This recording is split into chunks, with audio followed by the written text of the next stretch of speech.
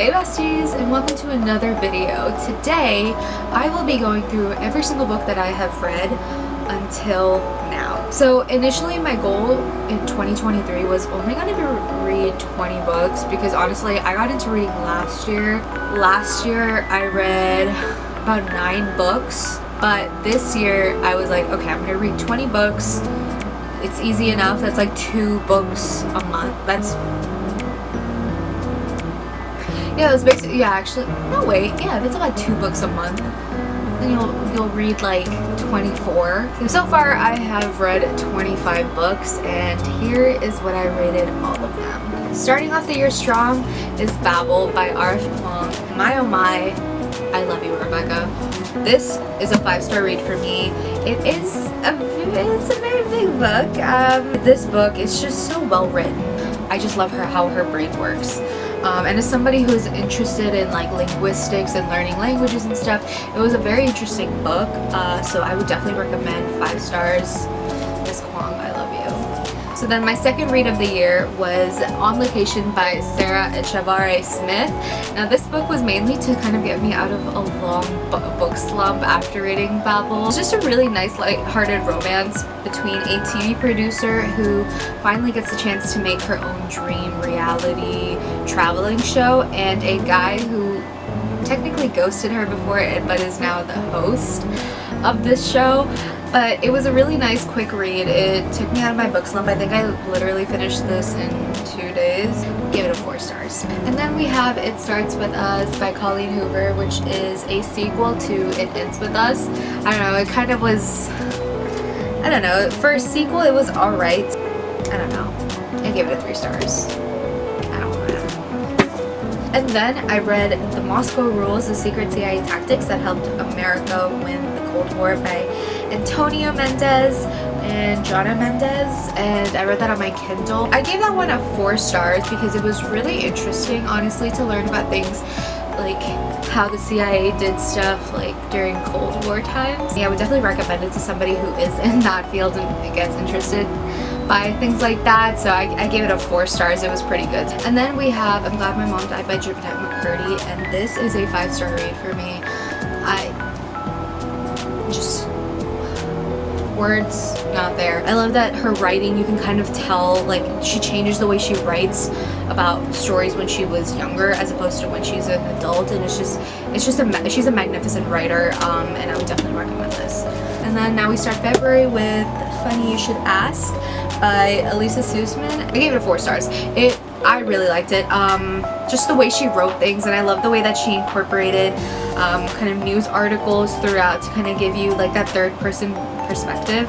It was really interesting for me to read. It's just so pretty. I love the way she kind of designs her books. I'm currently reading the new one, her new book that came out, Once More with Feeling, and I'm not gonna lie, it's kind of hard to get through for me. I'm not loving it as much as I love this.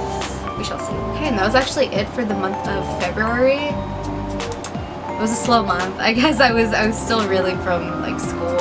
And then my first book for March was Breaking Cover by Michelle Rabi-Assad, and I gave that one a 2-star. It was very interesting to read about how her life was in the CIA. Again, this is another intelligence kind of nonfiction book. It was really interesting, but then she got really into kind of other things. She started talking more about her faith, which is great and all, but it wasn't something that I was expecting, so I gave that one a 2-star. And then my second book for March was none other than The Poppy War by R.F. Kuang. It's about this peasant who worked so hard to get accepted into the empire's like premier college and academy, this sign guard, and then how she basically works her way up, and then this whole war happens, as you can tell by the title, and it's just such an amazing book. It really reminded me of like I kept thinking about Babel in the back of my head, and I was kind of thinking how this book kind of leads up to Babel historically. It was just really interesting to see how she kind of ties in historical events with kind of like a little bit of the fantasy type thing. So it was very, I love this book. I absolutely adore this book. 5 stars all the way around.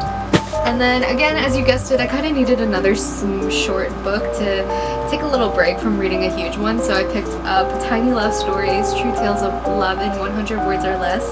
And this is by Daniel Jones and Mia Lee. Daniel Jones and Mia Lee are, I believe they were editors for the New York Times, and what they did was they kind of put out a thing in the New York Times saying that, hey, send us your love stories in 100 words or less and we will publish it in a column. And this is just a collection of the stories. You know, I cried, I laughed, I fell in love. And it has like little, let me see. It has like little illustrations and stuff, like, come on.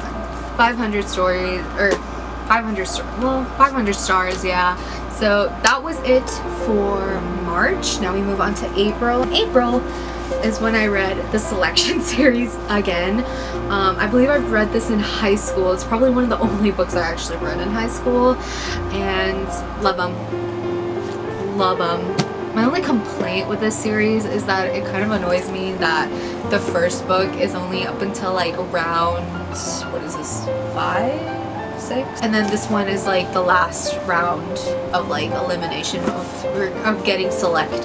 The book is just such an easy like YA book to read. I actually ended up reading the 2 novellas that's supposed to be in it. So The Prince is supposed to be after the Selection, and then The Guard is supposed to be after the second book, The Elite.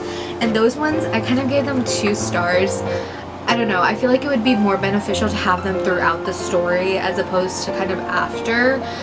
And it was really like in the novellas, it was just describing the prince, which is Prince Maxon, and the guard, which is Aspen's point of view for I think 1 scene only, so, or like 1 chapter only. So I mean, it was okay. It was nice to read about it. I liked the prince more than I liked the guard, but I'm Team Maxon, so what can I say? I gave the Selection 4 stars.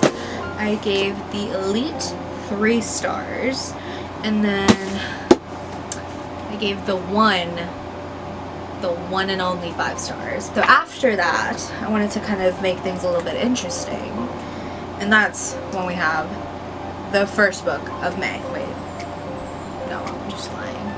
It's still April. It's The Great Gatsby. It's like my first time annotating things, so your girl got busy with that. It was just, I mean, it's The Great Gatsby, what can I say? It's a classic. I gave 4 stars.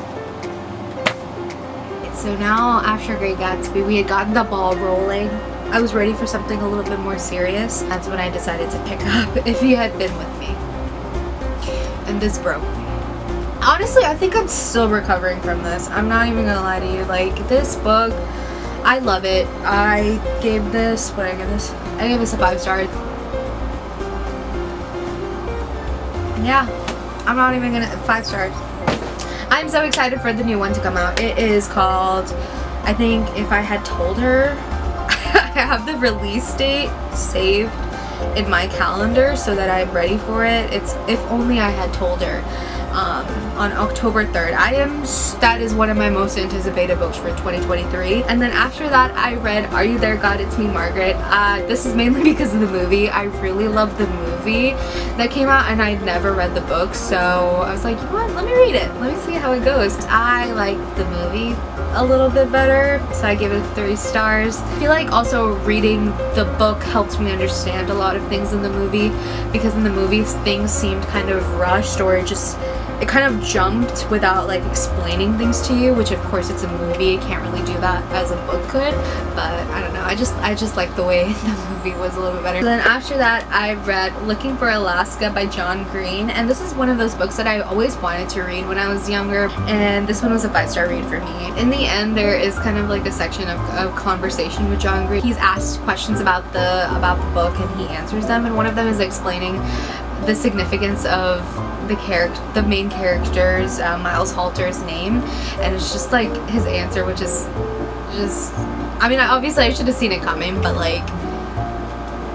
it just, wow, this was 5 stars. Then I read Catcher in the Rye, again kind of trying to go with more of the classic, and that was a 4-star for me.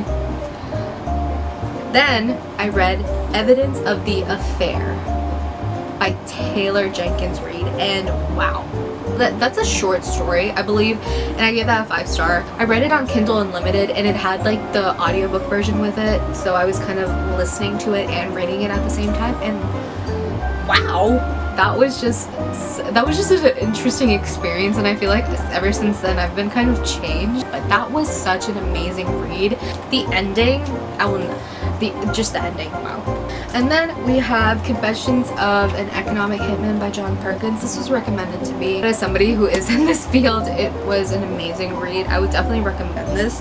I gave this a 5-star. I'm actually really surprised at how many nonfiction books there are in here.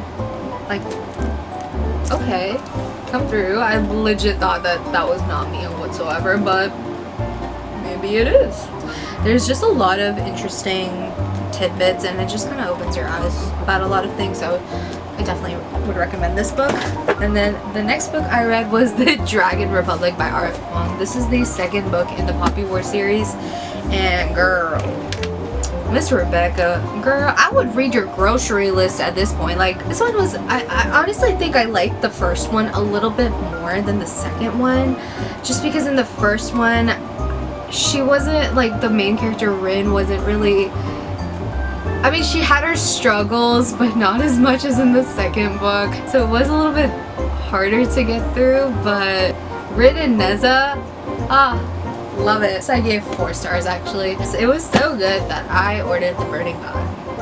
Now this one, I haven't started this yet. As you can kind of tell, she a little thick. She a little thick. I'm so excited to read this nonetheless. I also have Yellowface, which I am so excited to get through. I am on the R.F. Kuang train. Sign me up for the book club.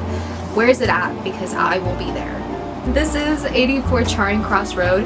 I mainly picked this up because I saw this in Barnes & Noble, and I just saw Charing Cross, and last summer I did a study abroad month in London, and I just wanted something that reminded me of it. It's such a sweet collection of letters between Helene Hanff and this kind of quaint little bookstore at 84 Charing Cross Road in London. She's in Brooklyn, and she's kind of sending them letters, asking them about books, and it's just such a sweet read. I gave this one 5 stars as well. This was just like such a sweet little book, and I definitely want to reread this again. And then we have Twisted Love by Anna Huang, and wow, wow, look at this. This was my first time also like writing in my book, and most of them were just like, what is this one? Wow.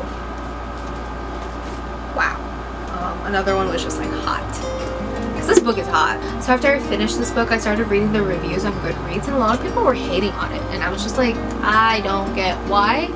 The main reason why I loved it was because I could kind of relate to the trauma that Alex and Ava had been through. Their journey kind of towards getting closure and just working through everything. Like, reading about that, I felt like I could really relate to these characters, so I really loved it, and I gave it 5 stars. And then after Twisted Love, I read The Perfect Marriage by Geneva Rose on my Kindle, and that one I gave it a 3 stars.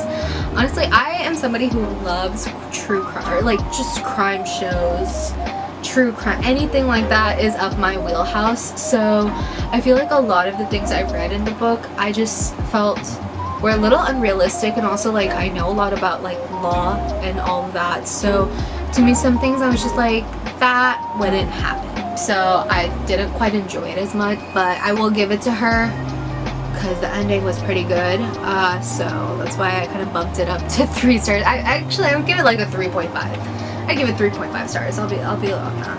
And actually that is going to be the end of what I read up until June, or the end of June. That was a lot of books. I'm not gonna lie, that was like 0 to 100. Me not reading to me reading like a whole lot. There's some really good reads this year so far, and I'm really excited for the reads I have later. If you guys have any book recommendations for me, definitely leave them in the comments down below. So yeah, if you guys like this video, be sure to like, comment, and subscribe for more, and I will see you guys in my next video. Bye!